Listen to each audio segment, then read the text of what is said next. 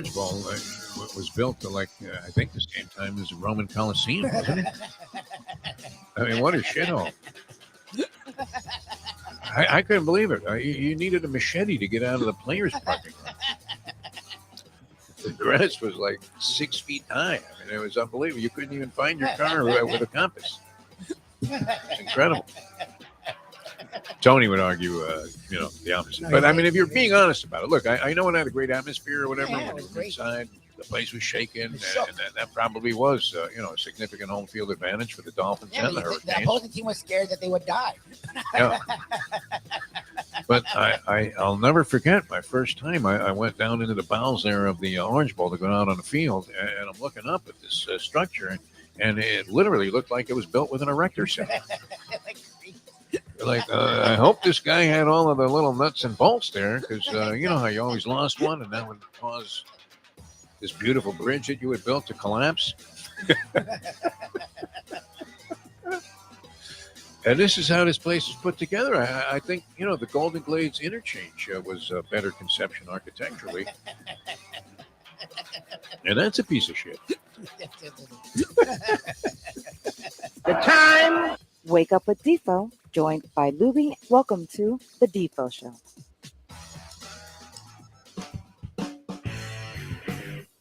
All right, very pleasant. Good morning, everybody. Great to be with you here on the Friday edition, the Degenerate Friday edition of the Defo Show. As all kinds of activity, the sporting landscape is just loaded with betting possibilities and ways to lose your money. So we're going to try and help you out with that.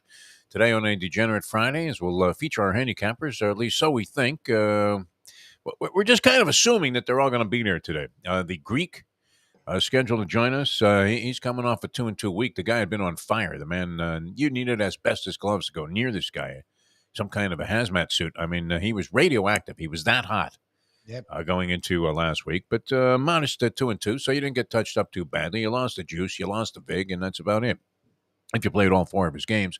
Mark Lawrence, we have tracked to a 2-0 record in the NFL from a week ago, which, he was picking heavy and ugly. I mean, this guy picks ugly. I mean, he picks ugly underdogs, kind of like Tampa Bay was last night. Just an ugly dog where you're watching a game. And, I mean, we'll get to this because last night's game was just – if there was ever evidence that you should never lay points, it was last night with the Buffalo Bills. Originally, that line went off 8.5. I had a guy that I know through another friend of mine, actually through the esteemed Polyman. He has been following this one gentleman's action who's been sending him games to bet. And the guy's been just absolutely piping hot, winning like every week. Uncanny streak that he was on. And he was boasting that as the game became a 14-point game, that, wow, and I caught Buffalo at 8 1/2. Buffalo was completely dominating that game. Did you watch any of this game last night, Mike Lubie, by any chance? I did. Wait, did it not seem like Buffalo should have been winning like 51-3 in that ball game? Close. The Bucks. Baker Mayfield sucks. Like, Jesus, he's horrendous. Holy crap. And like, the Josh Allen, the Bills keep teams in games. It's fucking weird. It's incredible. How the hell that happened? I mean, they had a goal line stand, the Tampa Bay Bucks, that was a surefire 3. They also missed a field goal that they normally would make. What a shank that was. That was an ugly kick. You see that kind of kick when you're watching like a Pop Warner game and they bring out the field goal kicker and he's like 7 years old. Okay, little Tommy. Yeah, aim at the goalposts. You don't usually see that from a professional kicker where he just absolutely annihilates one, just shanks one. But I'm watching this game. I'm thinking Buffalo should run away and hide in this ball game. I felt that they were going to win, and I probably would have been willing to lay the points, even though the line moved to 9 1/2 by the time it kicked off. So, and Mark Lawrence 3-1 overall. Okay, so he split his college games, and the professor 1-2.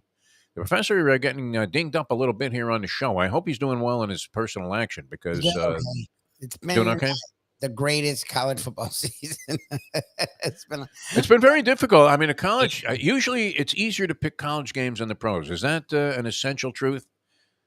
What do you think? Is that a fundamental truth that in general, when picking games against the point spread, it is easier to pick college games because you have broader mismatches, do you not? And yes. Look at this game last night. And Mark Lawrence would go to this, where you had, in terms of total yards, Buffalo has 100 more yards in the game than the Tampa Bay Buccaneers. The Bucs get a kind of a cheap score when they picked off a pass on the 20-yard line of the Buffalo Bills, and they went in for the score. And that put them back in the game at 10-10, which was amazing. I'm watching this game through the early stages, and you're thinking, how is it possible to be dominated to that level like Tampa Bay was in the early going and only be trailing 3-0? That's always a cause for a little bit of, what'd you say, if anxious nausea, if you're, laying the 8.5, 9.5, as it turned out. So you're thinking, wow, this should be like a 21-0 game already. And there was that goal line stand where, and I'll never get this. I mean, don't get cute. We always say that. Why line up in the shotgun from the 1-yard line, Libby? Yeah, I don't get that, especially when you like Josh Allen's like 6, and then hand the ball off. Yeah, but he's big. He's like 6'5", 260. Like, if the tush push or the bullshit push worked for the Eagles, why wouldn't it work for Josh Allen? They did one later in the game. Like, you should just do that every time you have 1 yard with Josh. Like, to me, the Eagles one I don't get, because I know Hurts has ridiculous leg strength. Like they showed in college that he can move like a fucking Mack truck. Supposedly he it does what are those called where you do the leg presses? Squats. He does squats. squats. He squats like 650 pounds. Yeah, no, I just did too. I took a big dump. like, I had some Chinese food last night. I took a squat. That's my version of the 650-pound squat. You tell me Josh Allen isn't strong? Like, come on, like that's weird. Like these coaches overthink this shit so much. It's like, dude, just play football sometimes. It's okay. God damn. Well, I mean, you're lined up in the shotgun, so now you're handing the ball off 5 yards behind the line of scrimmage, and you only have a yard to make. And that, of course, play got stuffed, and then they try to throw a pass, which, came close to being complete, but just as close to being picked off and going back for a 99-yard interception return. And they get no points out of that situation. So you're sitting there looking at it in stunned disbelief. How is it possible that this game even got to the point of being 10-10? Yep. And then it becomes 24-10, and it's just kind of lingering there. Buffalo's moving the ball the entire time. Tampa Bay's doing nothing. They're going 3 and out from their own 4-yard line. And it just stays there, that number at 24 for the Buffalo Bills. And eventually, Tampa Bay gets kind of a cheap touchdown. At the end, those are two of the stupidest. Yeah. They called an illegal contact on a 4th and 10. And then on a 4th and 10, Jordan Phillips, a former Dolphin, had Baker Mayfield wrapped up. The drive sacks him, yeah. And he grabs his face mask for no fucking reason. Unbelievable. And that was your spread beater. That literally that. And then they get a ridiculous touchdown off a guy's face mask who's looking the other way at Evans. I think that was on a 4th and 10 play also, wasn't it? 4th and 10. Yep. Oh, my God. Oh, if you took a beating in that, who could bet Tampa Bay the way that they were playing? Like you said, I don't know that I agree that Baker Mayfield was so horrible. I mean, there are things in the statistics that don't show up, as we well know, and it's been talked about for years and years. Where you have the quarterback rating probably being the biggest bogus number in the history of statisticians. Where, I mean, it doesn't take into account the fact a guy could drill a guy in the chest with a perfect pass 40 yards down the field. He drops it. And so you're 0 for 1 if you're the quarterback, when you should have just as easily been 1 for 1 with, like a 50-yard touchdown. But instead, it counts against you. And, there's nothing, the receiver will have maybe a drop credited to, his statistical data. But the quarterback gets hosed. Now there are lucky plays too. Mayfield threw 2 passes off guys' helmets. Yes. That went for scores. Yeah, on the 2-point conversion. Yeah.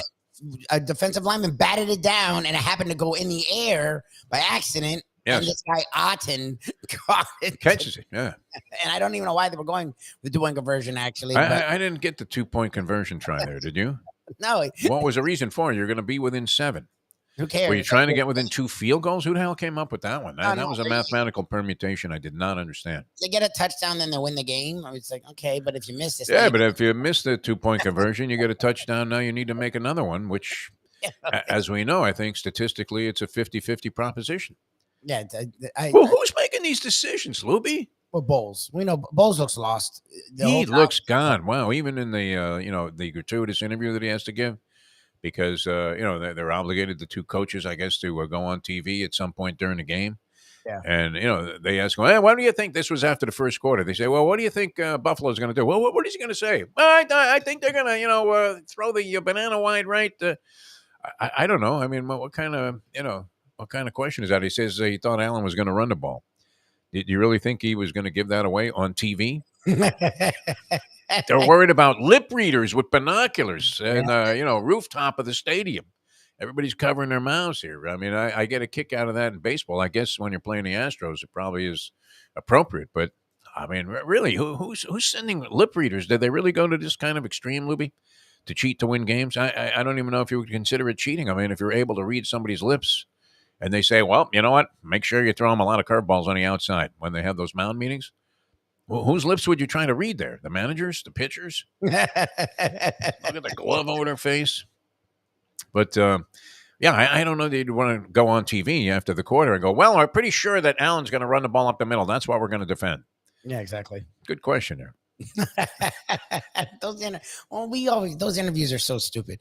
No, Stupid. What was the point? Mayfield isn't his numbers. I don't care about his numbers, whatever. I watched him in the fourth quarter, and for a guy that's been in the league a long time, he's just really gun shy. He holds onto the ball a long time. He takes a lot of sacks. He doesn't get rid of the ball. He doesn't he was making throws to guys super late. Like they literally Kirk Herbstreit was like, yeah, that ball. He said it like it was nothing because I guess it was obvious, but that ball was late. Yeah, that was it was like the guy's been in the league a long time to not have picked up any. He looks like the same dude when he first came out of college with a lot of promise, but I don't know. He just never got there to me. Like he just looked lost. Number 1 overall pick. Remember that? There was a lot of debate that year as to who should be the number 1 overall pick. It was Mayfield.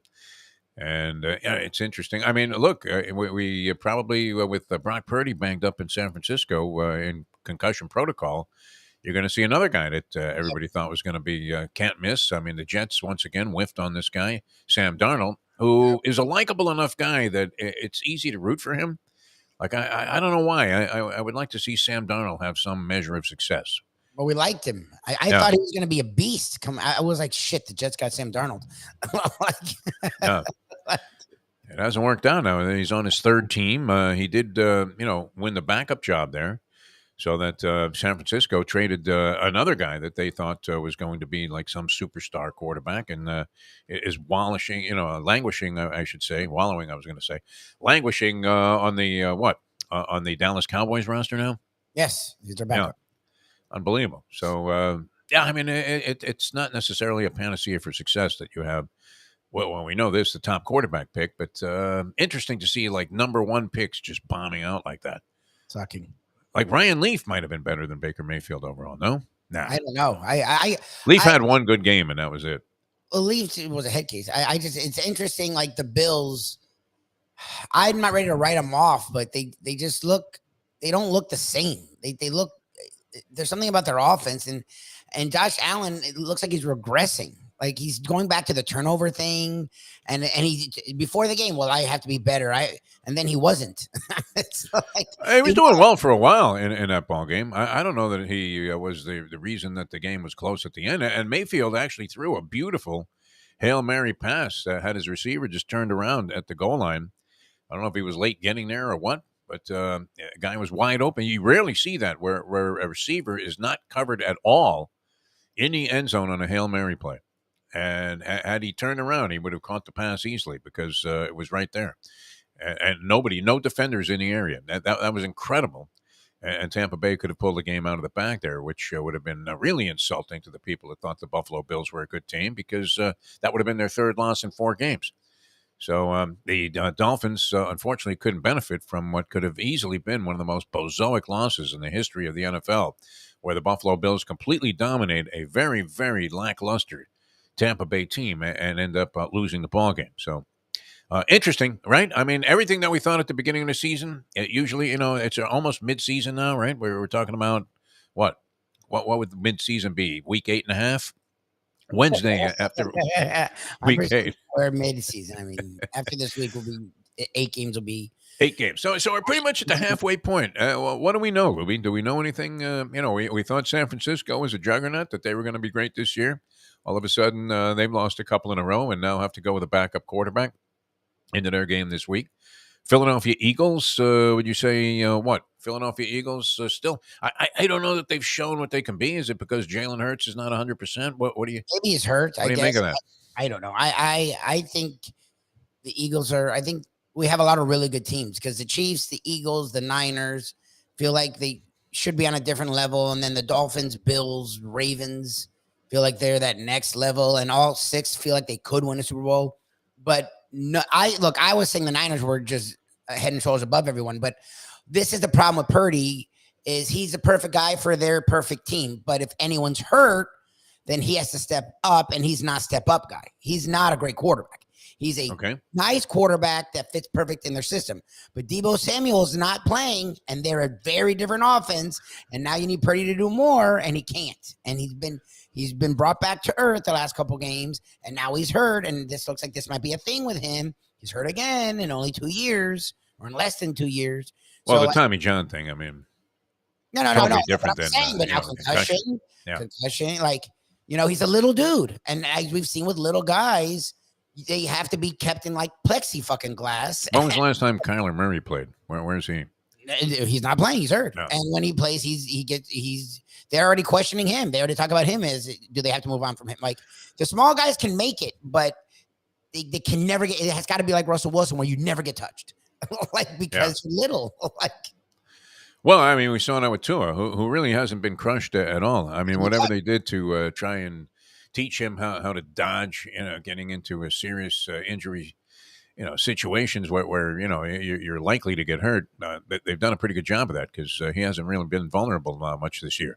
Nope. Which is good. So, plus he got a little bit larger, right? He worked size, on, whatever you want to call it. trying to put a little size on so that he wasn't always getting crushed like a grape. And, maybe there's some truth to that, Lubie. You might be onto something. Anyway, it does appear to be wide open, the National Football League. I don't know. You could probably pick one of, 6 or 8 teams that potentially, and we don't know. I mean, who's going to get hot in the second half of the season? Who's sitting there on the precipice of perhaps a good run. So, we'll see what happens with that. But, the Dolphins, the disappointing thing there is that the 2 times that you were looking for them to, as you would say, take a step forward, they got clobbered. Yeah, they didn't. And their offense was diffused in those games, which is not an encouraging sign. And you can use injuries, whatever, but nonetheless, when they went against Buffalo, it was a big spot. Yep. They wilted. And when they went against Philadelphia, another big spot. While challenging early, they ended up losing by 2 touchdowns. So that's the only deflating thing about their run so far. All right, we're going to come back with more. The Greek has some games for us, I'm sure. I saw the Greek earlier this week when we did that little thing, the License to Steal, and he was on his game, man. The man is a classic. And also, later on, we're going to be joined by Mark Lawrence, who did participate in that as well. It was brilliant. And we'll have Mark Lawrence joining us on the show. And the professor with the big board, which is one of the favorite segments that we do all week long for us and hopefully for you. So that'll be coming your way later on as well, right here on a Degenerate Friday edition of the Defo Show. Jeff DeForest, Mike Lubitz. And we will be back with more in a moment on this Friday. Now that. The time. It's 8:22. Folks, Tony Segreto here. Let me ask you a question. What do you look for when you go out to eat? Good food, obviously. Friendly atmosphere, not too loud, but good energy, reasonable prices, and a place where you feel comfortable.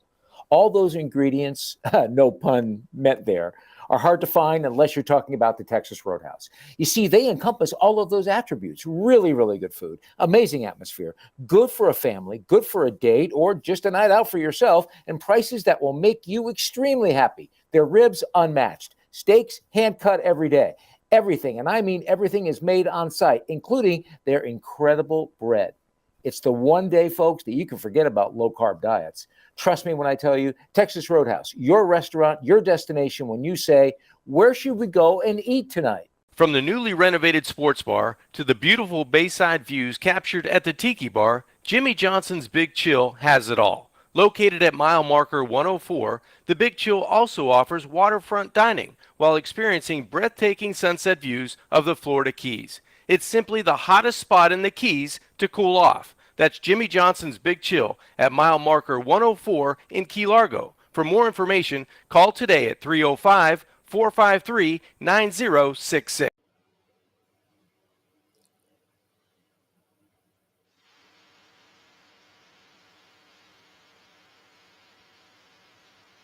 Don't let them talk you out of stuff like that, Greek. I mean, that's a mistake. You know that. I know. I made a mistake Yeah, last you're better night. than that, Greek. Come on. I know. I was out to dinner and I actually made a mistake. I said, If you didn't let anybody talk you out of the marriage, how could you let them talk you out of Detroit? Oh, God, Defo. Your best that bet. is so perfect. That's a T-shirt. We are back with Defo and the boys. It's now time for the Defo Show.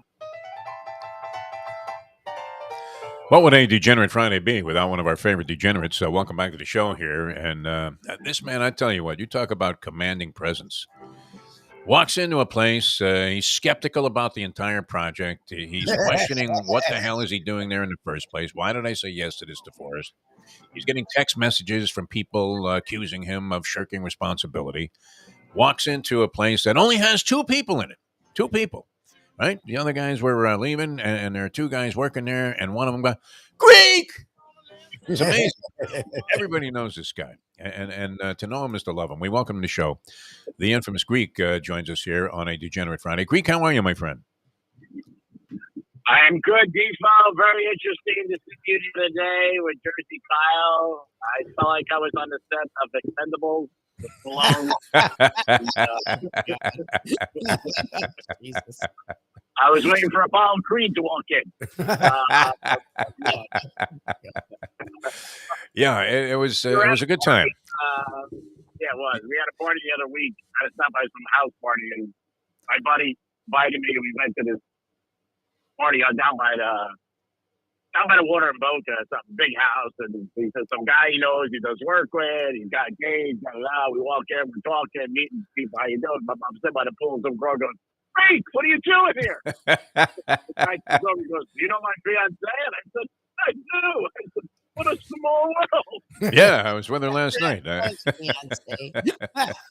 my God. I said, I used to cut her grass years ago. Yeah, I said, how's everything? The reverence with which you are viewed in all points from Boca North is just unbelievable. And you know, it was pretty incredible. You should have seen Lubie, the admiration that this young man had for the Greek. He couldn't get enough of him. Well, it took us like an hour to get the Greek back down on the set there, because you know, he had to sign autographs and all kinds of stuff, and then those hot babes that were perusing the area. My God. Oh yeah, they were I don't know. It was definitely Boca's unique, all aspects of life.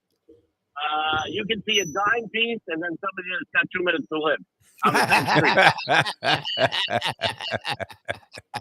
No doubt about it. All right, somebody come up to you in Boca and ask you for Botox, and the next box ask you for Coke.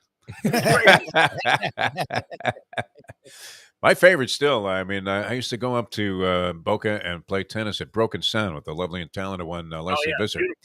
All right, and as I was leaving there, which it's a little bit west, and I'm leaving there. I don't know, was it Jog Road? Is that a main fanfare in that area of Boca Raton? And I'm on the corner of whatever the main drag there and Jog Road, and literally there was a Mercedes convertible stopped at a red light.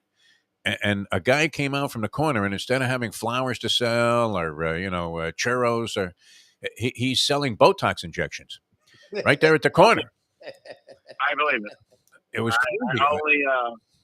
the other night I was at a restaurant at a valet, so there's dime pieces there, and talking to me a little because I walked in and I said hi, she said hi, and just common things you say, and then all of a sudden she's like, I'm waiting for my boyfriend. So I looked at her and I go, funny, I don't think I am.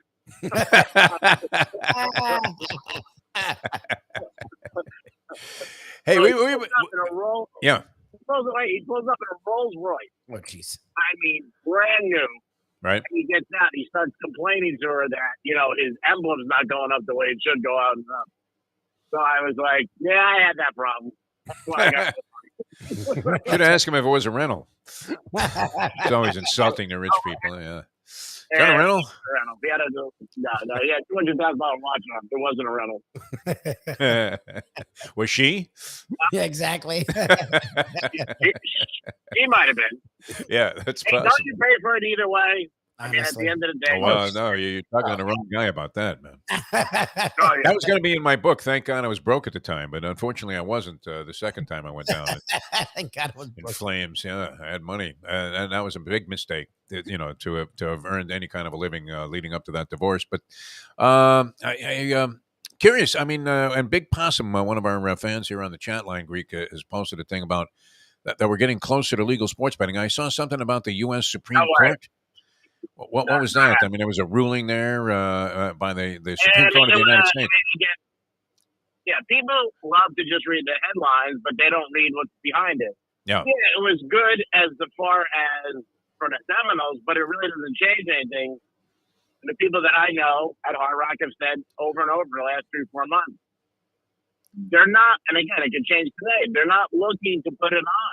They don't want to seem arrogant with the Supreme Court, and they also don't want to start and stop it. This one guy said to me 2 days ago, he said, Greek, I don't think it's going to be resolved until 2025.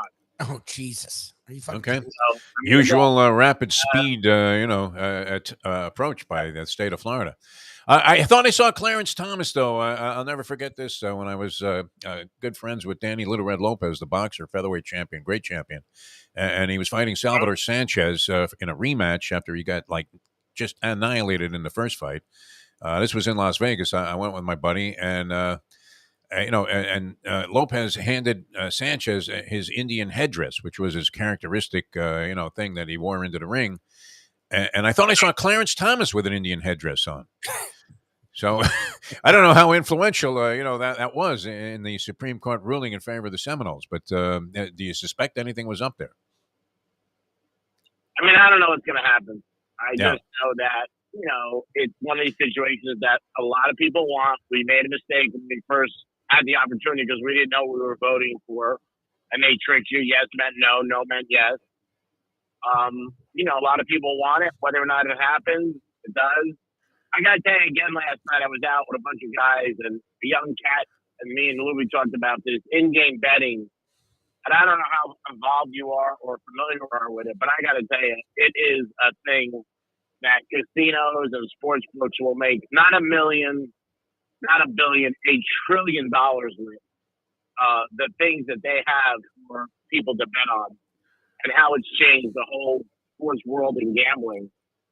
For instance, the Buffalo Bills last night got the ball to the 20-yard line, and you could bet that the Buffalo Bills would get past the 50. 70, What the fuck, man? You have to love that. Yeah. No, I see all these prop bets being teased all the time because I watch a lot of FanDuel TV. Yeah. And people are betting them. Yeah. I mean, these kids next to me were betting them all night long. And they're after 350, and I'm like, what? And they're like, yeah. He goes, we're laying 170. And then at the end of the first half, there was a bet, and the kid won that they weren't going to kick a field goal. They were going to do a punt. And then I don't know if you saw, Buffalo brought out the field goal kicker. But then and he didn't. They ended up punting. But I mean, it's just the trillions of dollars, and that's probably an underestimate of money that they're going to get with the younger generation. Because again, Dave, you obviously know, years ago you bet the game. That was it. There was no halftime. No. Prop bets were only for the first 30 years on the Super Bowl. That's it. But they see that the audience, obviously, they want it. It's like day trading. Yes. It's the same thing as That's day what it trading. is. I always said the stock market is the same as gambling. People knock me and say, oh, Greek, you don't know what you're talking about. It is. No, I do know. It's the same thing. You're betting on a stock. Yep. I sat with my financial guy the other day, and I looked at him. I said, what do you think about the Jets and Giants? He goes, I don't know. Why are you asking me? I said, I don't know why I'm asking you this. It's the same shit. It's the same thing. This is exactly like day trading all day.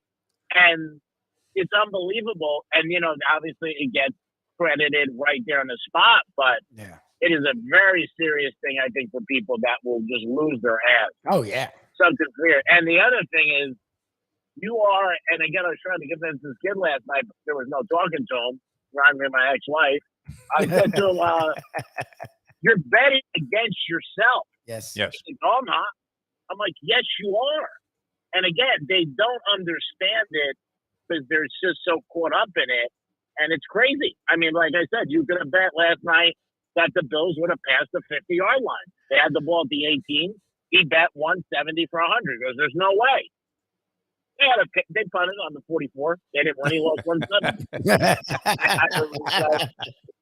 It's crazy. I think, this is the biggest threat to the world economy. We were talking about that in relation to Brent Musburger when he had the Las Vegas Sports Information Network. What was that? VSIN, Vegas Sports Information Network. And were you not somewhat tied in with that, or you knew people that were involved in that? Yeah, I still am.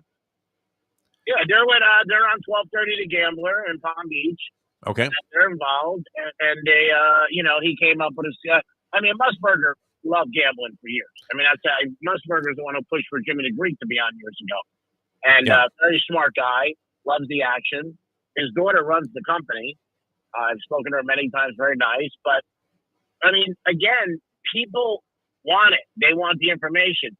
You can sit at any show, watch 30 guys to pick a game. But a gambler will watch all 30 guys come up and pick a game and basically say the same shit because nobody knows. I've always told anybody that. It's an opinion. If anybody really knew who won was going to win, do you think they'd be on TV or radio or a blog? They'd be in Monte Carlo on a yacht. Maybe Stu Feiner, might be willing to share that information just out of benevolence, yes. Yeah, I don't believe anybody has any clue. Computers, not, all that stuff. It's an educated guess, honestly, and you know that. Yes. And it's better to be lucky than good. That's what it comes down to. You watch so many games that the last 2 minutes it changes. It's crazy. We were saying that, just yesterday. That was the stupidest cover ever. Who? The Bills Bucks last night. The Bills had them closed out twice and had stupid ass penalties that allowed a drive, and then even the touchdown, and the whole thing was just ridiculous. Like if you're a gambler, you would have jumped off of the roof. They almost lost straight up. No, but last night though, even Monday night, where the NFL is right now, you got to bet unders. They're coming out way more than overs, and you got to bet the dogs. Defo on the show I did with you this week, your buddy, he loves the dogs, and he had a very, normal thing to say, but it is true. When you bet a dog, two things could happen: they could cover and they could win. Sure. So, and I think it's an old adage, but it is true. But I think anytime you can get the points, you got to get them. I think there's stats that you look at, like Buffalo has not been playing good, and different things like that, but. Like even last night, Allen gets deflected balls, goes up in the air, and they kick it off, and then they go in for a touchdown Tampa. How could you tell me somebody's going to do stats and know that? It just happens. It's impossible, yeah. So, well, and the way that Buffalo was dominating the play in the first half to be at 10-10 at some point in the first half was ridiculous. They should have been running away and hiding by that point. All right, we have to get to some plays. Last week, 2-2, which is fine. For most people, but you had been on fire. Obviously tough to sustain the kind of pace that you were working at so far this year. Still way ahead of the pack and probably ahead of virtually all handicappers that I've seen that have posted anything publicly. So what do you have for us this week, Reed? We're going to go Notre Dame 20 over Pitt. Okay. We're also going to go to Oklahoma, Kansas 67 over. Yes. Then we're going to go, we'll go one more. We'll go UCLA lane 17 to thank Dion and his new white beard. I like Dion, but I don't like the beard. Okay. And then on Sunday, we're going to go to Rams plus 6.5. Make sure you get that half point. I'm going to take the Dolphins. I think the Dolphins snap back, covered at 9. That line, has it not been dropping? Or was that because of the rumor about Tyreek Hill, who says he's going to play? Yeah, he's playing. He's going to be fine. No, he's playing. I saw him last night at Rachel's. He was having the steak tartare. And I'm real the Jets Giants. It's almost like you have to bet the game. Yeah. And I don't know, man. It's just the Jets are okay. That's okay. Should they be giving anybody 3? I don't know. I think I'm going to take the Giants with the 3.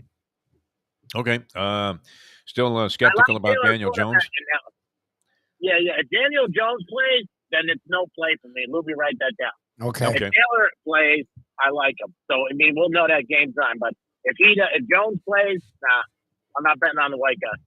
Of course, the oddity there is that even though it's a home game for the Giants, the Jets play there as well. Yeah. So it's not like they're going on the roads and playing in a tough spot. And they probably will have maybe a 50-50 fan mix there. That'll be favorable for the Jets to be playing a team like that on the road. I just the Giants look so bad to me. They really do. And the Jets defense is still formidable enough. And it seems like Zach don't call me Wilson has recovered a little bit from where he was last year. Well, I think with Wilson too this year, he's doing less. Yep. And I think that the Jets have figured that out. Like, we got to let him do as least as possible. Yeah. And you know what? We got a chance to win. I don't think he's a good quarterback. No, he's horrendous. I think he's the way bottom half of the NFL. But the Jets have a good defense. Very good. Yeah. You look at a lot of times with defenses that are good, if you got to go, 30, 40 yards, you got a shot. You got to go 80 or 90, you don't. Yep. Sure. So I think that, should the Jets win? Yes, they should.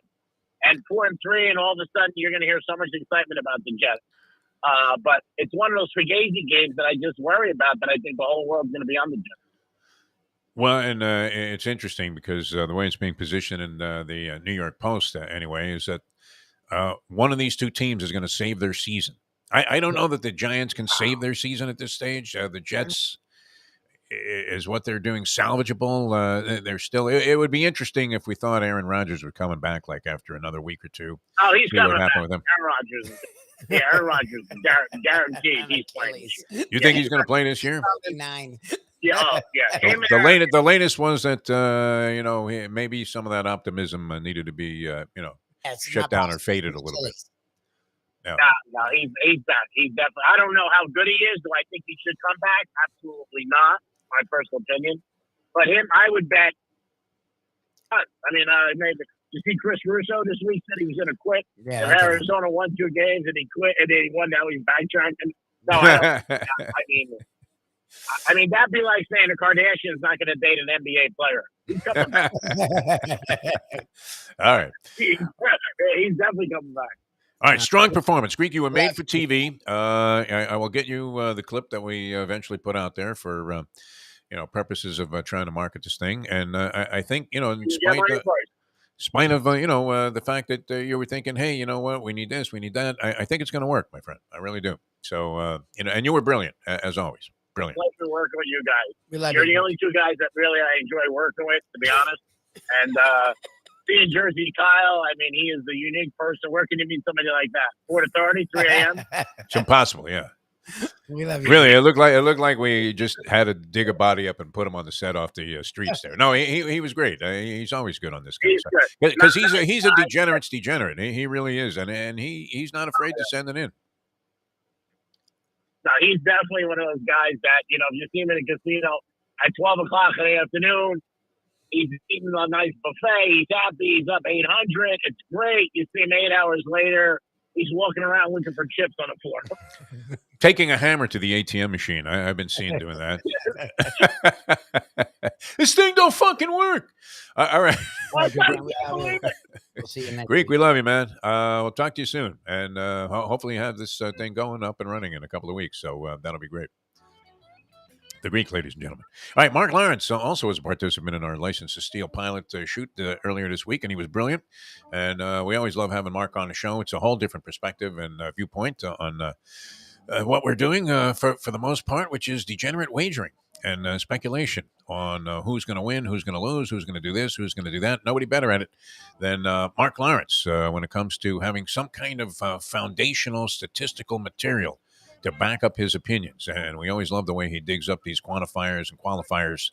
Just absolutely fascinating. Even if you're just a mathematician, it's fun to listen to this guy. He's coming up next year. Mark Lawrence, PlaybookSports.com, on a Degenerate Friday of the Defo edition of the Defo Show in just a moment. Now that. I have to stop leaving out keywords in the sentence, Louie. That would be an essential in the communications business. It's 8:43. Ponies in Style at Champions, the outstanding simulcasting room at beautiful Hialeah Park. Yes, the grand old lady of thoroughbred racing has never been more vibrant, and you can wager on the races from the top tracks around the country while enjoying a cocktail at the Brass Rail Bar or any of the fine food served throughout the facility. If poker is your game, you're covered in style, and you can play all your favorite Vegas-style games, including blackjack, craps, and roulette, in Hialeah Park's sizzling hot casino. Get a player's card when you walk through the door for all kinds of generous amenities, including our favorite, free play, when you come out to the ultimate casino and entertainment destination, Hialeah Park. These days, we're all looking for comfort anywhere we can find it. Thank goodness for Landlubbers Raw Bar and Grill in Plantation, because they are making sure you are as comfortable as possible. First of all, they're not only open for delivery and pickup. All you have to do is go to landlubbersbarandgrill.com for both pickup and free delivery. You're going to have the best wings in the world. You're going to have a great burger. You're going to have their amazing soups. Again, Landlubbers, Raw Bar, and Grill. It's nice and easy. Just go to landlubbersbarandgrill.com for both your pickup and free delivery. Thank goodness for Landlubbers for making you always feel right at home. Are you looking to buy your first home? Have you been turned down for a loan? Do you need to refinance or get money out of your home? Call Michael Kodsey, CEO of Choice Mortgage. He's been helping the South Florida community get mortgages for 30 years. Hi, this is Michael Kodsey, CEO of Choice Mortgage. We have the most competitive fixed rates in the market. Call me 24/7, 561-441-2730. And remember, I don't just work banking hours. To make the right choice for your home, call Choice Mortgage today. All right. Tell me you had it, Mark Lawrence. Tell me you had the ultimate parlay, money line parlay, Jets, Bengals. Both teams had to be, 10-1 money line. It hasn't happened since 1973. I think you're probably well aware of that two double-digit underdogs have won straight up in the National Football League. So we're talking about 47 years of history. That was erased with this double whammy that took place against the chalk. And many people got buried on that. Tell me you had it. Tell me you had a little taste on the money line Jets-Bengals parlay. I tell you this, that if I had played the Jets and the Bengals on the money line parlay, I would be the lead speaker at a Gamblers Anonymous meeting. The best way to kick off your day is with Defo plus Lubie. We now return to the Defo Show. My name is Mark Lawrence. Been gambling since I was 12 years old. And imagine Mark standing up at a Gamblers Anonymous meeting. He would start rattling off some kind of statistical data that he had in the base there for the last 20 years and say, man, Bears can't lose. What are you guys doing here? Let's go. Welcome to the show from PlaybookSports.com, the great one himself, World Championship handicapper, Mr. Mark Lawrence. Mark, how are you, my friend? I'm doing absolutely terrific, Defo. How are you doing? I'm doing well. Thank you for doing that the other day. I thought you were brilliant. You said something, and it stuck with me because it was also emphasized by the great Frank Miramonte, race caller at Santa Anita, and also at Saratoga, and a stone degenerate gambler his entire life. And both of you guys hit on the same theory, just arbitrarily offering this up as advice. Never lay the points. And I kept thinking that last night in that Buffalo Bills game, as it appeared that they should absolutely stop the Tampa Bay Buccaneers. I went to one of your references earlier where you usually look at who out-yarded the other team. There was like a 100-yard differential there. It appeared, if you're just watching a game, every time the Bills got the ball, they're moving it, and Tampa Bay continued to go 3 and out from their own 4-yard line. How the hell did they cover the spread and nearly win the game outright? It's startling. So, laying the points can definitely be prohibitive in terms of your financial well-being. Well, a little bit more in a game like that. Buffalo was one of our leaking oil favorites. They had been out-yarded 3 games in a row. Okay. Their defense is just tattered. It's shredded with injuries.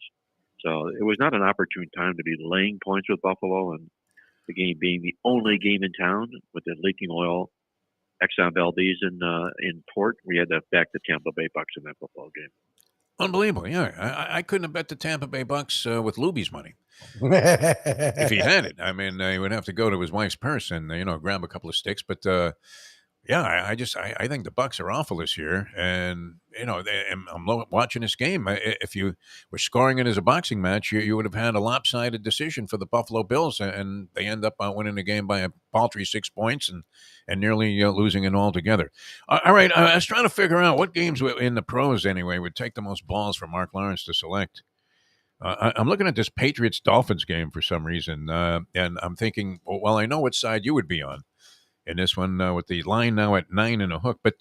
But wasn't that line a lot higher when it came out, Mark? I thought I saw it at like 13 or something like that, and then the rumors were starting to surface that Tyreek Hill may be out of the ball game. It looks like he's going to play. But the line has dropped. Do you sense that there'll be an adjustment there since it appears that Tyreek Hill is okay? I think there will be. It started at 12.5, as you mentioned, and it wasn't just only Tyreek Hill. You have the Miami Dolphins have a lot of injuries, especially the offensive line, where the left side of their offensive line is out there starting left guard and left tackle. So that all compounds in that sense, in that degree. And I think the word got out that they were an injured football team. I don't think they were aware of the fact that Hill had a hip issue, but he's Tyreek Hill, and I guess he did a backflip and he's ready to play again. I think we'll see this number get back up there, though. They'll be a double-digit favorite when they play on Sunday. I didn't see their final score. I was afraid to look. I know a couple of weeks ago you had picked Syracuse against Florida State, and I thought, geez, Mark, I don't know about that. And they did get crushed, unfortunately. I guess, that Fugazi late touchdown it almost looked like a Gator flop play as they allowed Florida State to get that final touchdown, running right up the middle for about 40 yards, and ended up failing to. That was versus Duke. Cover the spread. Oh yeah, against Duke. But we annihilated them. That game was never in question. Oh yeah, okay, all right, yeah, that was ugly. But I mean, Cuse has gone so far backwards. I got a text from a friend of mine who I went to school with there in the 70s. And he said, I can't watch this anymore. And I say, well, why were you watching to begin with? I didn't see the final score in it. 38-10. Yeah, it was good. Was it 38-10? 38-10. And VT's coming on. They are. But yeah. I mean, not as bad, as I thought it was going to be. But, I mean, are we at the point in the season where people had a very favorable opinion of Syracuse early in the year because they got off to, again, like a 4-0 start? Are there teams that are easy to identify that are just in the pits right now?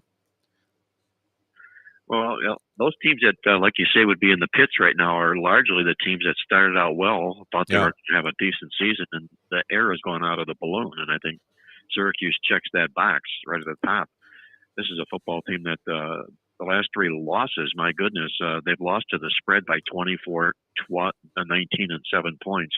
But worse, they've been out-yarded in those football games well over 800 yards combined. So, they've really tossed in the towel, per se, if you will. And, I've got them off my list. I can't even think about backing a Syracuse football team, especially after trying them 2 weeks ago against Florida State. But I will say this.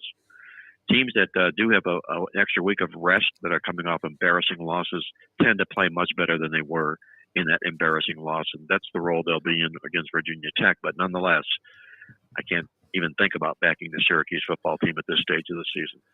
I think the only list they're on is on the list on A Clockwork Orange, right? Your name was mentioned. Yes. It's like, oh, shit. That's not a good development.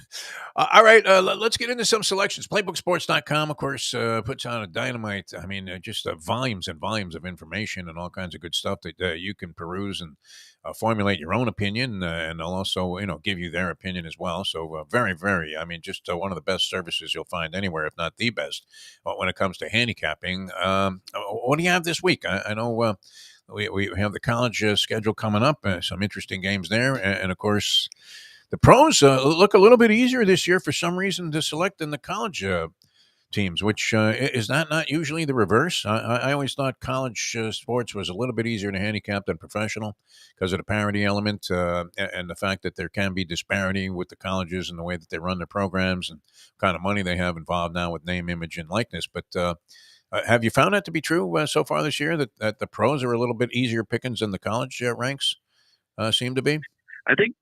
I think on the whole, the NFL is a little easier to handicap if for no other reason. You basically have only 3 classes of football teams in the NFL. They're an A team, a B team, or a C team. College football, you have 4 classes, A, B, C, and D. And when you get down to that D level of college football teams, you don't know what you're going to get. You match up an A team to a D team, you find these big point spreads, and they can end up being those big, ugly dogs that you might want to take with those D teams, but you can also end up looking like Syracuse, if you will, at the end of those. Please. I'll tell you, that's a disaster. I saw the game was on. I had no inclination to watch it. I just can't watch these bludgeonings anymore. All right, my dog upstairs is barking, and he loves your appearances here on the show because of the way that you appreciate dogs. Almost like a degenerate rescue mission. So, what do you have for us this week, Mark Lawrence? Well, we're going to focus. We're going to use re-energized dogs as our themes this week, and basically, we're going to play on football teams that are coming off weeks of rest, getting ready for games, coming off losses. They have revenge. They check a lot of boxes coming into these games. College football, we've got two teams that can play. National Football League games are going to get to are teams that you might want to think you don't want to play. But in college football, these are two teams that are going to be going bowling. They're checking those boxes. They're off the loss. They have revenge. And in fact, they were both favored in their last game, were upset, and now they're rested dogs in these roles. First is going to be Kentucky, getting 3.5 points against Tennessee. And you got a Kentucky football team that got beat 44-6 last year by the Vols.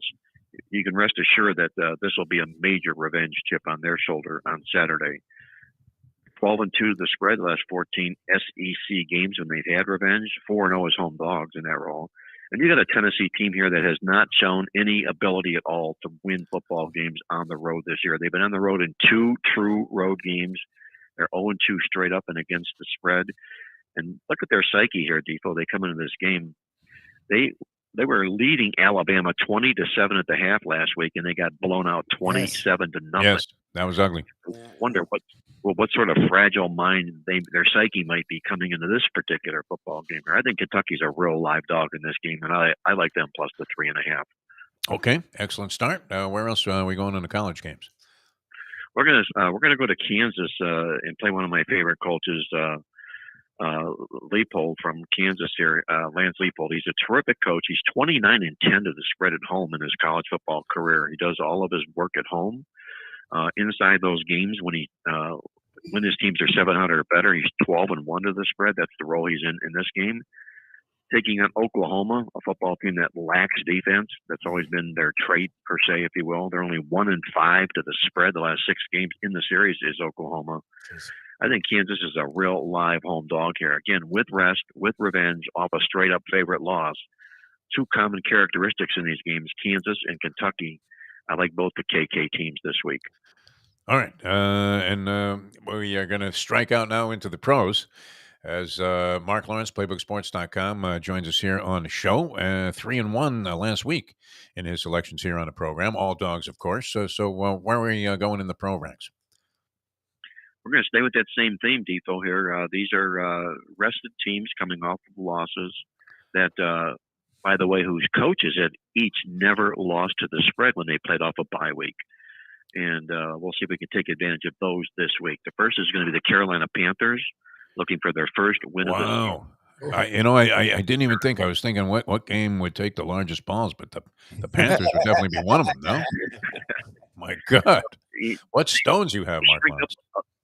They shrink up a little bit when you look at the opponent here. They're trying to get used to it here. It's not Dallas they're really knocking down, But you've got Frank Reich. He's been 4 times he's played with off a bye week. He's won all 4 games straight up. Hasn't lost a spread in any of them. And you've got the Carolina themselves have done really well against teams out of the AFC South. They've cashed 9 of 11 tickets. Houston's lost the money 4 straight times in the series. Houston is just 1-7 to the spread against teams that have rest. And I think what else works inside this game is this, Defo. You've got a quarterback here in Bryce Smith for Carolina, who was the number 1 pick in the whole draft this year. Bryce Young, I should say. Yeah. And number 2 guy was C.J. Stroud, the guy who's getting all the ink from Houston coming in here. Sure. Now all of a sudden he's dressing up as the dog to Stroud is getting all the attention here. I think this is a big, big game for Carolina, and I think they're going to get their first win of the season on Sunday. Nice. I'll play them plus the 3. All right. They would also, I'm checking this out here, feverishly trying to find this list that I had of the team's records against the point spread. And would that not be Panthers' first cover against the spread, the Carolina Panthers, if they cover in this game? That's a really good question. I didn't even think that to look at that. I could tell you real quick whether or not they have or they haven't. They're 0-5-1 to the spread. Yeah, you're right. Yeah, they did push the New Orleans game. You're right, and everything else has been a point spread loss, which is another big factor in our favor here. That's the regression to the mean sort of thing in reverse. So we add that to the cake, if you will. All right. That's number one in the pros. So where else are you going there? We're going to go with the Tennessee Titans this week. Also off of a loss with revenge in this game here, playing this particular week, playing the Atlanta Falcons coming in here. Mike Vrabel, with the head coach of the Tennessee Titans, has played 5 games off a bye week. He's won and covered all 5 football games. So he knows how to prepare his team with an extra week of rest to get ready for these things. Atlanta's just 3-12 to the spread when they're on the road off a road game here. I think Tennessee also picks up the straight-up win in this football contest as well. All right, the Falcons 2-5 to the spread so far this year. Tennessee's been 3-3. There was some speculation about Ryan Tannehill's status for this game. Is that favorable or unfavorable? Whether or not he plays. He's out. He's out there. It looks like they're going to go with Will Levis, the quarterback that they drafted from Kentucky. Oh, God. Okay. I certainly hope that he plays well enough so that Malik Willis doesn't have to come off the bench. Sucks. I think they cut Willis recently. He sucks. Yeah, I'm pretty sure they let him go. With Tannehill being out. Oh, did they bring him back? They may well run him back. I'm not certain of that, but I wouldn't be at all surprised if they did. Yeah. But this is all a Tennessee Mike Vrabel type play. Let me ask you this, guys. Here, I'm going to run this by you before we get out of here real quick. Okay. Here. I'm going to give you a bar bet that if you asked anybody out there this question, you would win every drink to everybody you asked this week. And I don't think anybody would give you the right answer here. But tell me the only team in the National Football League this year that has scored 20 or more points in every game. Wow. It's a good question. What do you say, Lubie? You have an attempt on that one? 20 or more in every game. Having the Dolphins in that? The Dolphins have a game where they scored less than 20? Did they have 17 there against the Bills? Yeah. Against the Eagles. And I don't know, because every team had a struggle at least at some point. The Chiefs. All right. Lay it on us, Mark, because we want to win a bunch of drinks. Drum or roll, it would be none other than the Indianapolis Colts. Wow. Colts scored 20 and more in every game, right? I'm telling you, nobody would know that answer going into this weekend. I didn't even know they were still in the league. They've been so irrelevant. All right, always great, Mark Lawrence. Playbooksports.com. Where can people get tapped into all of this great information that you guys put together? Everything we do, Depot, available online at playbooksports.com. 3 weekly newsletters. Our weekly, our statistical racing form newsletter, the Midweek Alert, and the only over-under totals tip sheet in the country. You can check them out all online at playbooksports.com. You're a great American, Mark. Thanks so much for doing that favor for us earlier in the week, and always appreciate you having time to be on the show here with us on Degenerate Fridays. Thanks for joining us, and we'll look forward to talking to you again real soon. Hey, my pleasure as always, Defo, Lubie. You be well and enjoy that drink on me. Good luck. All right, we'll do. Colts, 20-plus points in every game, Lubie. How about that? Yeah, I never would have thought that. You know what? I was going to take a shot maybe like with the Washington Commanders, but I couldn't tell you. They haven't. That's the thing. Like, I was thinking Chiefs or because they score every game. Yeah. They had some struggles, but still 20. You would think they Pretty incredible, yeah. Unders prevailing all over the place, huh?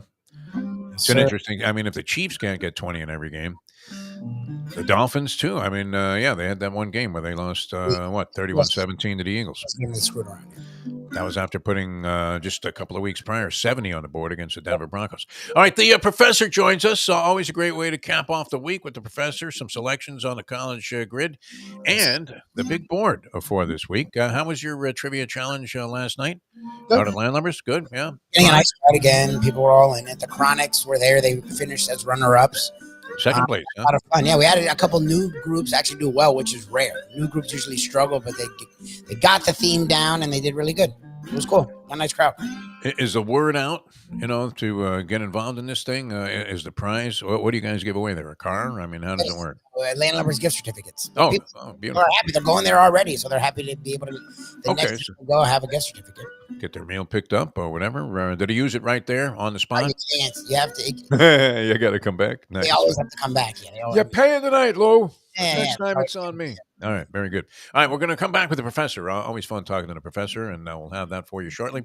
Now that. The time. 9:03.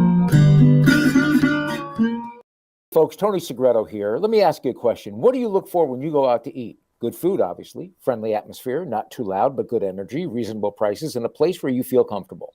All those ingredients, no pun meant there, are hard to find unless you're talking about the Texas Roadhouse.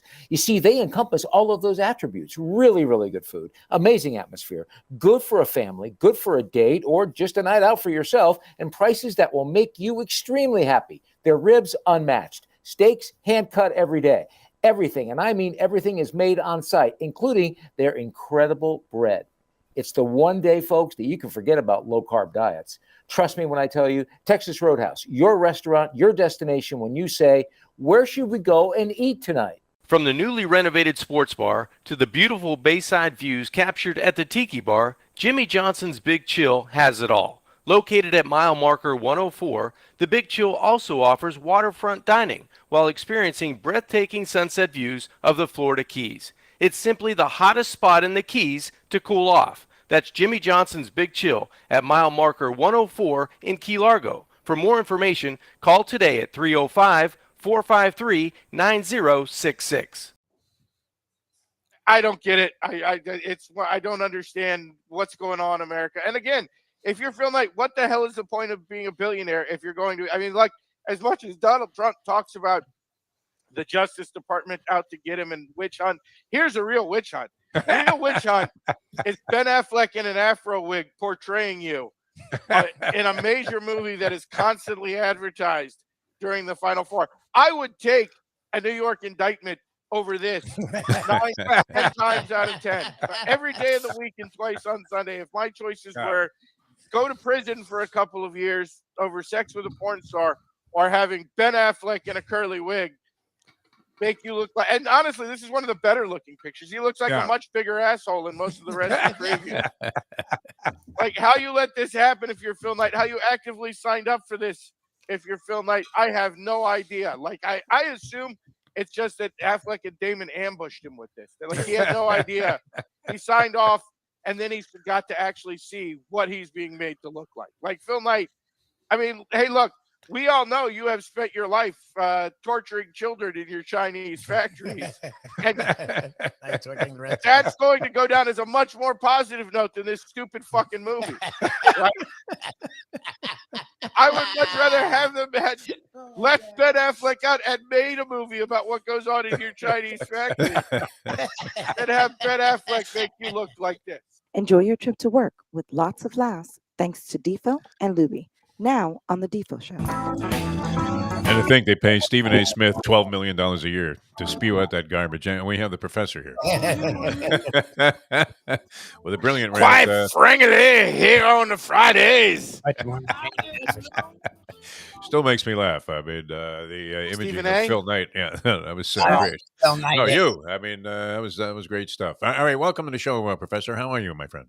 I'm not too bad, Deef. How about yourself? Doing all right. I'm hanging in there. Sorry about that little technical fiasco the other day. I felt like Mike Lubitz as I'm doing a show, and I'm like, well, I think we have this guy, but but it didn't work out. And it was interesting because we did connect with a couple of people, but it was taking so long that by the time we would have gotten to you, we were already in the studio for an hour, and the next clients were banging on the door. Come on, hey, what is this fucking shit?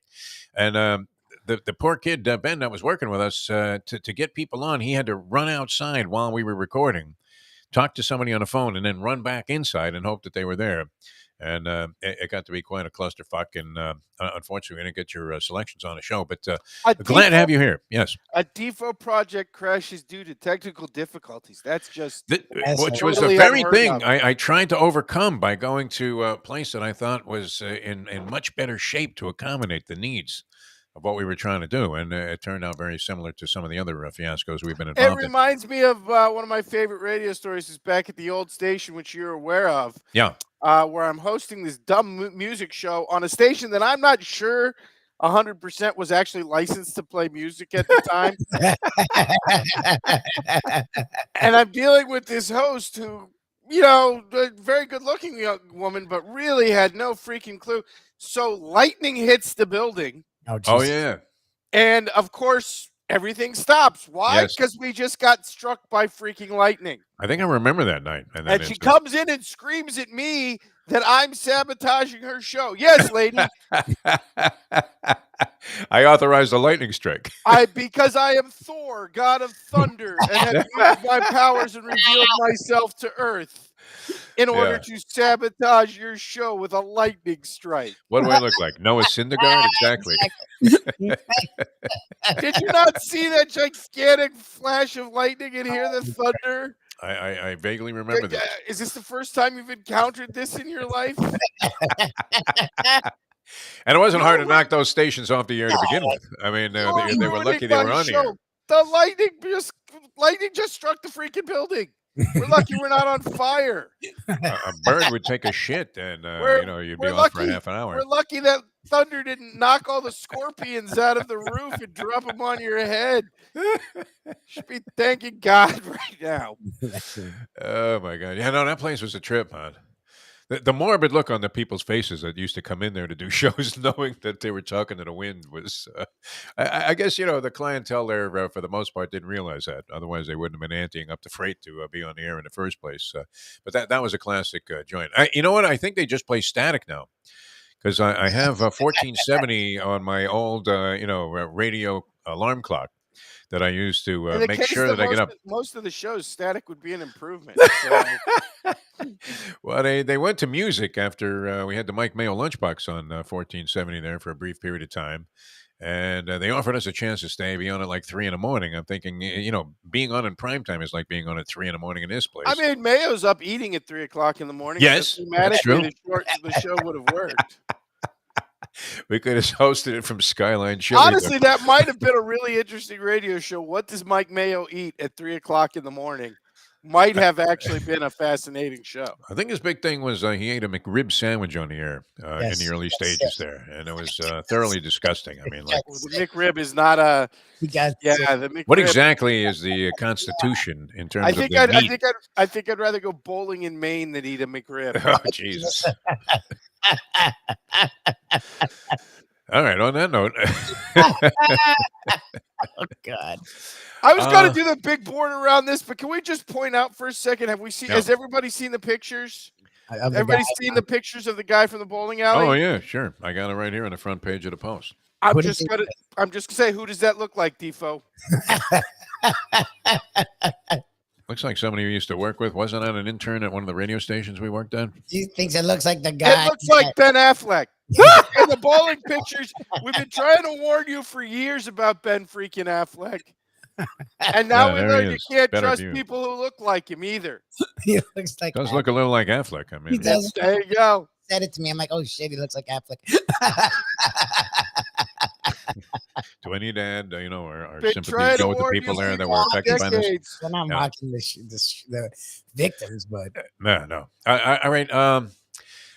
Last week, a lot of the wise guys, and I think you gave us Penn State. That was a very poor showing that they gave. But now, what do you?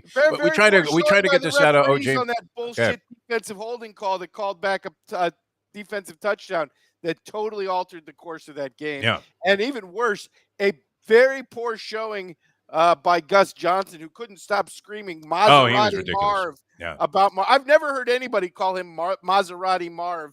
And if that really is his nickname, that's the stupidest nickname in the history of sports. Maserati Marv. Was never a big Gus Johnson fan, as you know, because for years he ruined boxing on Showtime.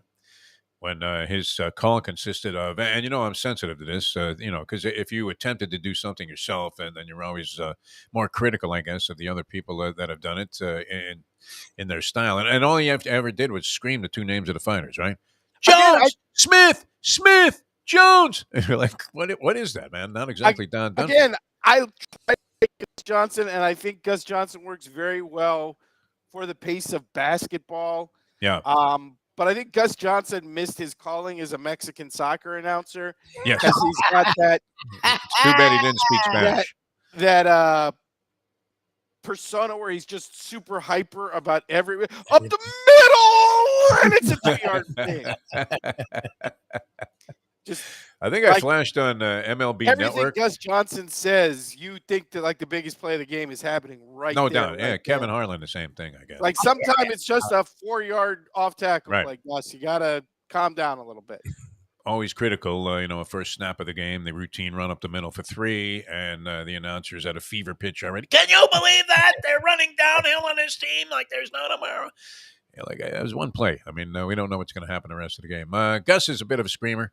I flipped on MLB Network. It's interesting you made that reference because the Spanish call, even if you don't speak Spanish, is far more interesting than the in every sport. English call. Yeah. I mean, it's always more fun. Far more interesting. I had no idea what these guys were saying, and the game was 20 times more entertaining watching and listening to it in Spanish than it was having John Smoltz analyze spin rotation revolutions and demonstrating how to throw the 2-seamer in the booth there while the guys hitting balls out of the park. Get the fuck out of here. Let's see the game. All right. Penn State was a tough call for a lot of people last week. I thought the 0 for 15 on third down conversions probably was. Yeah, it was kind of a. Well, I think the significance. main thing with Penn State is the quarterback was completely oversold coming into that Yes, game. he was not very good. That's what I kept saying to people. Obviously, look, the toughest thing in college football, particularly when you get to this part of the season, is figuring out who's legitimately good when they haven't played anybody yet. Yeah. Okay, yeah, that's Michigan. Yeah. Michigan's obviously, but you're also talking about some teams that maybe lost one game here or another, and maybe lost to a bum. How are they relative to, other mid-tier results? Again, schedule varies so much, and again, Penn State really classic example. They, along with Michigan, were the two teams coming into last week who had not only won but covered every game. Yeah. Now, of course, if you've seen Penn State with that fake kneel down play against Northwestern where they scored to cover at the end, it became pretty apparent that what was going on was James Franklin was running up scores with an offense that maybe is not so great against a bunch of cupcakes. And Ohio State certainly exposed that in that game. But like I said, if you had listened and you'd watched, you would have thought, Penn State has somebody with a future at the quarterback position. And it certainly did not look like that on Saturday. No. All right. So it looked that like one. Christian Hackenberg Part 2, honestly. One awry. I found myself, and this is 2 weeks after the no knee incident with Mario Cristobal, but I found myself screaming at the television set, which I rarely do. I mean, normally, you take your beatings like a man, whatever. And I'm looking at Miami and Clemson, and with the score tied and over a minute and change to go in the game, Mario Cristobal seems to be playing to go to overtime. Did you see that the same way? I mean, with the same level of horror that I did? Yes, but the fact is, I saw it more horror because I was on Clemson. You were all over Clemson, but that team aside, I learned a tough lesson with. No, but I mean, at the time it made sense. Miami certainly had all the momentum in that game. Yes. So playing for overtime as opposed to you thought that was a good maybe move. making a mistake with a freshman quarterback who clearly Cristobal did not particularly trust made some sense to me. Okay, I'm thinking, hey, try a couple of dink passes, whatever. He screams. I mean, he's running the ball right up the middle at that point. I would have had a little bit of faith in the kid, and you only had to move the ball about 40 yards or 30 or 40 yards, and you would have been in a position to win the game outright. I mean, don't you feel there's an arbitrary nature to the college football overtime?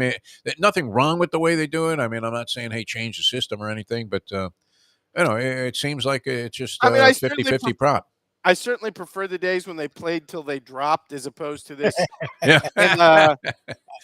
In the second overtime, you have to go for 2, and then we just start doing 2-point conversions. That's really dumb to me. I hate that. But I don't know. I mean, look, the NFL's overtime system has always seemed a little arbitrary too. Well, even when they fixed it, they left a flaw because the team that gets the ball first still has an advantage. Exactly. So I don't know if it statistically, plays out that way, but I mean, if all you need is a field goal after each team's had the ball, you want it to be the team that had the ball first. I'm not entirely certain which I prefer in terms of overtime systems, but yeah, there's some arbitrary nature to it. All right. Speaking of arbitrary, let's get back into it. Right, we have the slate here, and then we want to do the big board, the professor's big board, always the highlight of these shows. What are you looking at on the college slate this week? Well, I think to start with, we'll do the big one, which is I think we have one of the mystery lines of all time here, and I think it leads us to a great spot. In fact, I think there's an outside chance you could be looking at a huge huge, in the words of our disgraced president, who's now being testified against by enemy. You know it's bad when your chief of staff wears a wire to your Yeah, meeting. exactly. That's some Nixon type shit right there. It's beyond that, man. Right? Always a tough discovery, as I know firsthand, when one of your buddies is wearing a wire at his own wedding. I mean, it's just not a good thing. Anyway. Yeah. And that's BYU getting 19.5 from Texas in this spot. Oh, wow. I don't think people realize, and I don't know, because if you watch that Texas-Houston game after Quinn Ewers went out, I have no clue how you are laying 3 touchdowns with Texas in that spot. And I'll tell you what, BYU, I'm not saying they're world beaters, but they're not a bad football team. Keaton Slover, no, they're not ranked. No, weren't Keaton ranked at some Slovis- point? Thing they were ranked. Yeah, early in the year. Keaton Slovis and a quarterback. They gave Arkansas all they wanted at Arkansas. Did take a loss to Kansas, but again, if you watch Texas play last week after Ewers got hurt, they clearly do not trust Malik Murphy, despite naming him as the starting quarterback in that spot. Sark did not want to throw the football at all, and the running game's not the same without Bijan Robinson. I'm not guaranteeing a BYU win here by any means, but that said, this looks like a no-brainer spot at 19.5. And again, I'm not sure what's money line. Money line shot isn't Money somewhat line. appropriate. You're looking at somewhere. It's got to be huge. Somewhere between Huge. 5 and 7 to 1. So Yeah. depending on where you play it. Very good. All Well, I right. think that I don't know how everybody's not already on that one. I would say get it today before people start to realize what's going on with that line. The only thing I can figure is the public assumes Arch Manning's going to see some time, but if Arch Manning were ready, he'd be starting this game. Yes. So I don't think Sark has any confidence in that. Clearly, from last week's, he doesn't have any confidence in Murphy throwing the football. Again, as they went to the wire with Houston and probably needed a bad spot to be called against Houston at the end to even get a win out there. So without Quinn Ewers, I don't think Texas is anywhere near a level of football team that should be laying 3 touchdowns to a decent team in BYU. Again, they're not world beaters, but they're a solid 5-2 football team coming into this game. All right. Any other selections that stand out to you? Yeah, I think Utah and Oregon's a very interesting game. Oregon coming in as a 6.5 point favorite on the road. The Utah making the official announcement this week, Kyle Whittingham, that Cam Rising will not be returning this season. And in some sense, I think that's a good thing for Utah. I think the team probably knew about it last week when they went in to beat USC. I think maybe this team has been waiting on Rising to return and become a magic cure-all for this team. I don't think they necessarily need it. And if we watch Oregon the last 2 weeks against Washington State, this is a defensive backfield that is vulnerable to the big play. And that's the one thing Utah does well without Rising, is still hit the ball down the field. I think Utah at home, one of the toughest environments in college football, will do a much better job defensively than most have done. Obviously, to me, the second best defensive team in the Pac-12, and that will take it home at 6.5. Again, think there's a pretty good chance at the money line winner there.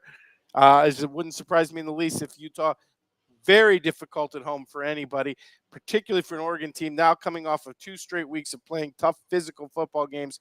The loss to Washington, and then a Washington State team that gave them a lot more than you would think from the score. I don't think Oregon's going to be able to run the ball this week the way they have the last couple of weeks against that Utah defensive line. And I like the Utes plus the 6.5. All right, a couple of dogs here. Big spread in the Texas BYU game, going with BYU on the road. Utah at home getting, 6.5 from Oregon was the line that I saw here, although this is yesterday's news tomorrow. But nonetheless, it seems like a pretty good play. Yeah, Utah, very solid team. They seem to be getting points all the time, and unjustifiably so, as they've been, I would imagine, pretty solid against the spread all year. Any other games that you're looking at, Professor? Yeah, there's the third one. Okay. And since we took 2 dogs, we're going to take a big favorite here. All right. And that is we're going to continue to fade Coach Prime in Colorado, taking UCLA, laying the 16.5 here. I don't think people realize how good a football team UCLA actually is. They've had an improving offense, dealing with a freshman quarterback, but finally starting to come into that Brian Kelly system a little bit. And their defense is vicious. I think it's the best unit in the Pac-12. And if you watch them, They are a team that can really put a stick on you. They can really hit. I think Shedeur Sanders is going to be in for some pain in this game. I think it could look a lot like the Oregon game where you saw that Oregon defensive front beat the hell out of Colorado. I think a very similar thing. I know people are looking for Colorado to bounce back off the choke to Stanford a couple weeks ago after a bye week. I don't think it's going to happen. I think Colorado's going to be lucky not to be a mash unit at the end of this game because UCLA is a very physical football team on the defensive side of the ball. You mix in that Colorado offensive line, which is not good. I think Deion might be in a position sometime around the third or fourth quarter where does he consider his son's health as opposed to winning a football game here.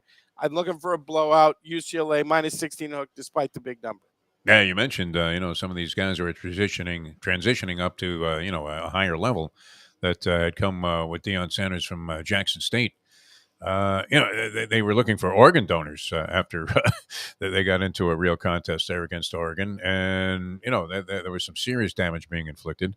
So a continuation of that abysmal second half against Stanford, where they got blown out after leading 29-0. I think it'll be a little different than that because I just don't think. Again, Colorado's had some success moving the ball, even against USC, but I think it'll be more like the Oregon game where Oregon's defense really didn't give them much until it was garbage time. I think looking for something very similar here.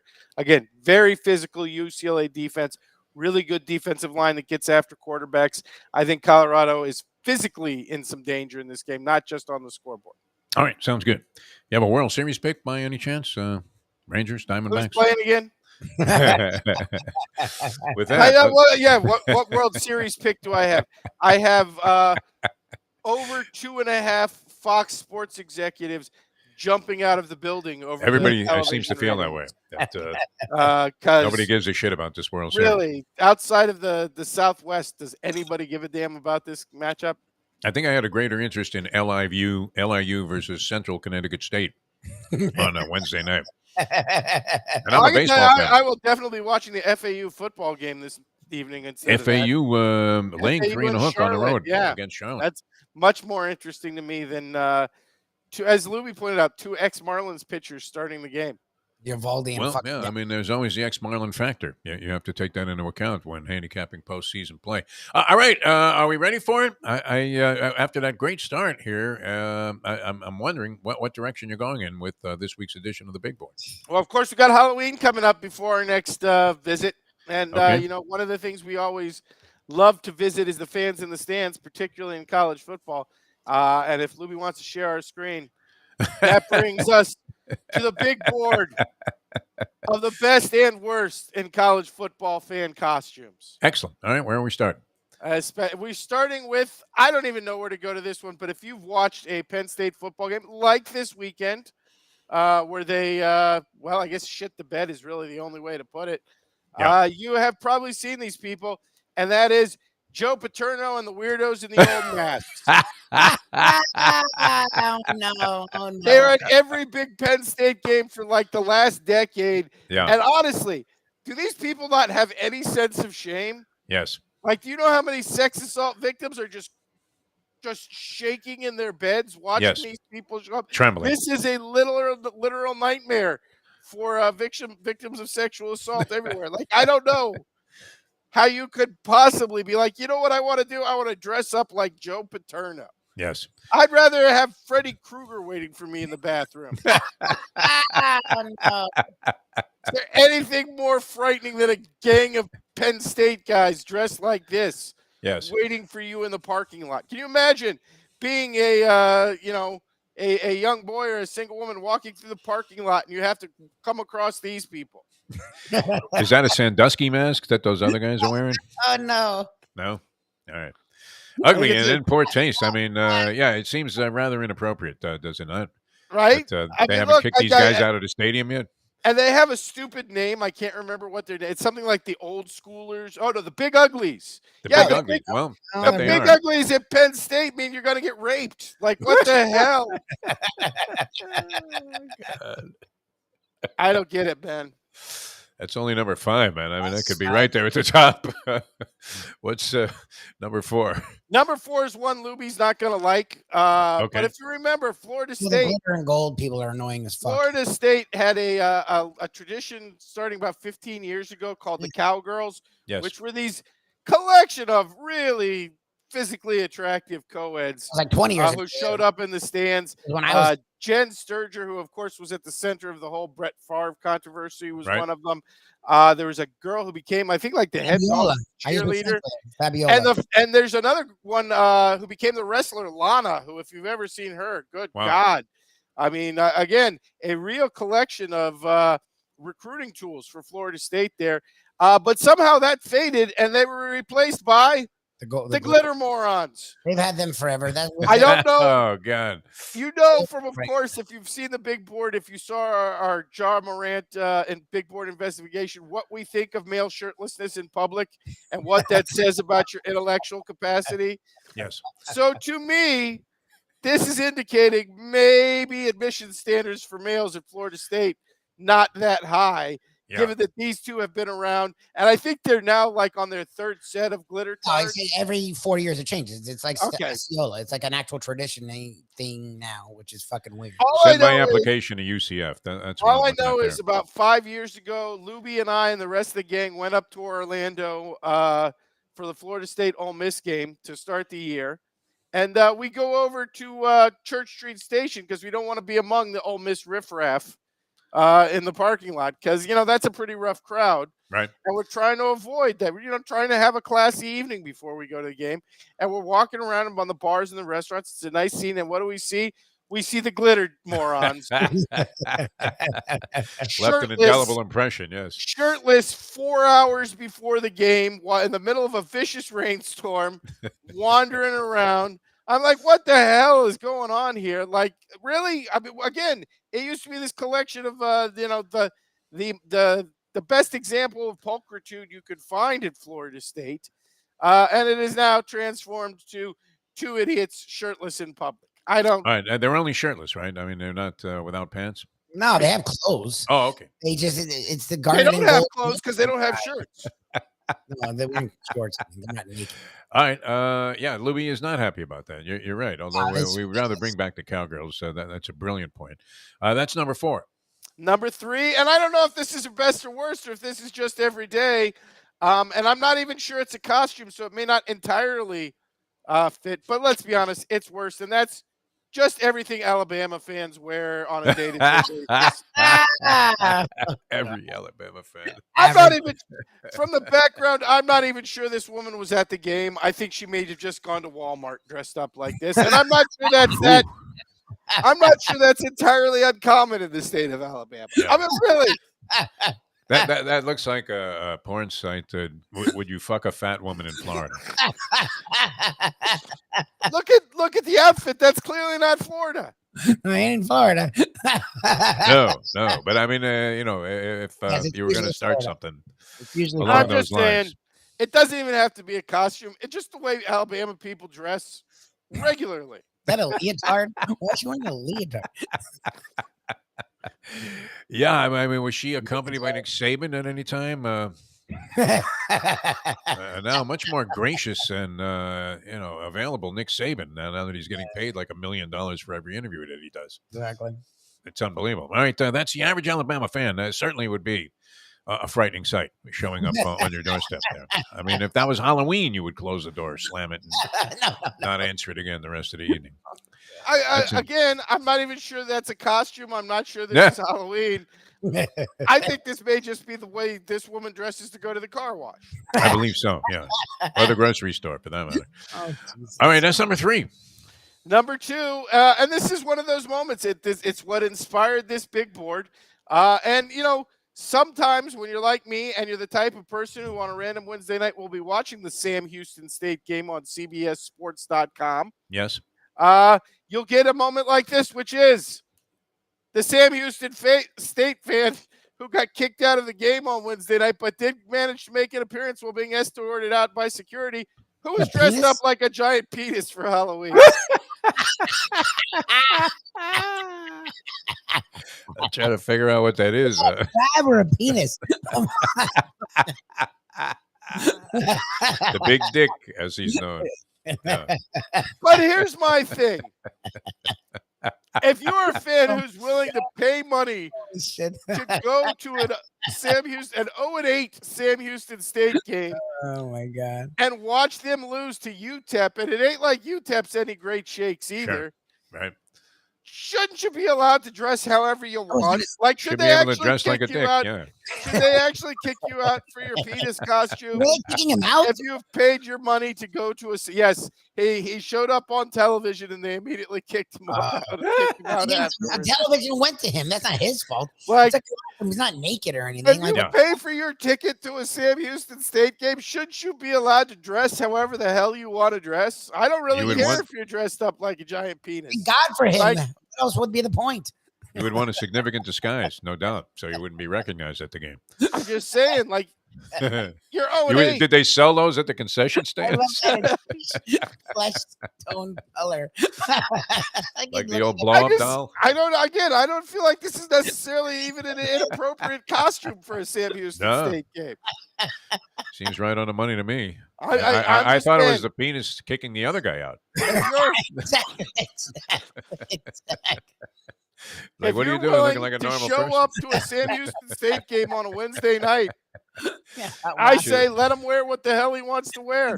I don't have any objection to this whatsoever. Yeah. Oh my God, that's Should look like the conference room in Cuckoo's Nest, you know. And I'll take it a step further and say, honestly, if I have a choice, since we have the cocktail party this weekend, if I have a choice between standing next to a fan dressed up like a giant penis and standing next to some gator in his jorts and white beater, Yeah. I will take the penis guy 10 times out of 10. All right. I don't need some guy. I don't see some guy at jorts drinking Natty Light and singing Tom Petty songs in my ear all day. I'd much rather have the guy dressed up like a giant penis. All right. That actually moved up the list in the rankings from number 4 to number 2. So we go to the top. Oh, sorry, selection that here. was mislabeled there. No problem. And that takes us to number 1, which is the only honest Penn State fan in the history of Penn State fans, and that's the Penn State fan who for 2 years went to game dressed up like Pedo Bear. For a great many of us, this is how we were introduced to Pedo Bear. I had no idea what the hell, and you probably shouldn't look it up if you don't know what Pedo Bear is, Yeah. because you're going to be horrified. Yeah. But yes, after the Sandusky scandal broke, there was a Penn State fan who, among other things, went to the bowl game dressed up like Pedo Bear and carried a sign that said, "Don't tell anybody." Shh. Oh no! Oh, wow. Oh no! Oh no! Extremely poor taste. I would And have did to this for 2 years. So I got to give compliments to Penn State Pedo Bear guy for being the only honest Penn State fan in the history of the program. Yeah, holy crap! Brilliant as always, Professor. Oh my God! Brilliant as always. I don't know how you do it week after week. Always amazing. All right. Well, good luck with your plays. And, let's hope Go we come out on BYU. the winning side. Yeah, Yeah. Fight BYU Mormons sounds like fight. an impressive one. A little taste on the money line, maybe. Now, is that line 19 and a hook, or is it up to 19 and a hook. Okay, 19 and a hook. Very good. That's nice. Professor, So- we love you, man. Thanks so much. Celebrate with a nice glass of lemonade or a caffeine-free Diet Coke after Oh, because of BYU. a big. The Mormon. I'm Big going to win. listen to the Osmonds building up to that game. I have all of their albums. Gonna listen Yeah, to 'em. you know what? Go marry a second wife. Yeah, if you ever wanted your neighbors to move out, you just get some outdoor speakers and start playing, Donny Osmond music. Actually, you know what? That might be the best tradition. Yeah. What you should do is cash your ticket on BYU Yeah. and then go annoy your neighbors, asking them if they'd like to listen to the Testament of Latter-day Saints. Dress up in a little tie and a white shirt. Play Go the annoy choir. the hell out of some people. All right, my friend. Always a pleasure. Thank you so much for joining us. The You professor, guys have a great one. ladies and gentlemen. All right, that was a lot of fun, Louis. That was classic. Is there really zero interest in the World Series? I mean, Jim Sarney is going to be all over us for this, ignoring the topic in its entirety. Although, it seems to be evenly divided who people think are going to win this thing. The odds makers, however, have installed the Rangers as a minus 170 Yeah. To win 100 favorite, you get plus 150 if you're going with the D-backs. Of course, 50-1 is a very intriguing element there, as they were 50-1 before the postseason. Now the field has been narrowed to 12. It's one thing, you take a stab, just a blind stab, because you're a fan. At 125-1, the Diamondbacks were to win the World Series before the season started. 125-1, Lubie. Yeah. You don't think there are a couple of people, Arizonians, that are impaled to a cactus right now, thinking, do I hedge? Of course, you would hedge in that spot, would you not? Yes, you hedge now. Yeah. If you were getting 125-1, say on $100, what is that? 12.5. You're picking up. What would you do? You got to hedge off 2,500, don't you? Yes, you're hedging, and you're not just doing a schmink hedge. Like you should hedge solidly because you want to make a nice score. Like you waited all fucking year. Like, you're not gonna it survived beyond a series of miracles. I think there was a stretch there in September when the Diamondbacks had lost some enormous portion of the of like a 20-game stretch. Yeah, they almost didn't make the playoffs. Right, unbelievable. And now the hitters are on fire. I don't know the pitching. They're going to start out with what they have: Evaldi and Zach Gallen, two former Marlins. Yes, making a big difference. Oh no, Evaldi's with the Rangers. Evaldi, Rangers, versus Gallen on the Zach Gallen and who's the other guy that's the big shot there from Arizona? Their closer is outstanding so far in the postseason. Seawald, he's like got 6 saves. Montgomery, is that the guy? Montgomery? Okay. You know more than I do. I don't know, man. I'm confusing the two teams now. I'm juxtaposing the two teams. Because nobody cares, right? Why are we even discussing this? What was the point of bringing it up? Defo, just sign off. I don't even know. You could have gotten out looking good, and instead, here we are, like bumbling our way through. Kelly's the other guy that's actually pitched. Kelly. Montgomery's on the Rangers as well. It's like Evaldi and Montgomery, and the other team has Gallen and Kelly. And that's it. All right. After that, we're going bullpen games? I think so. Guess. I have no idea. Like both these teams are. Scherzer is going to pitch for the Rangers. Probably their Game 3 starter. No, Max Scherzer. Could he be the difference in this whole thing? He could be the difference. Good or bad. Scherzer getting shelled again. I don't know. It's only a matter of time before Bochy has to make a move. Okay, we're going to get out of here. We'll see you later on at Gulfstream Park, 1 o'clock. Mike Mayo's Lunchbox, which even keel was a lot lot of fun yesterday. That was good. Yeah, it was a blast. Food was great, man. Tremendous. I wish Brad and Dave nothing but success in their new Los Olas location.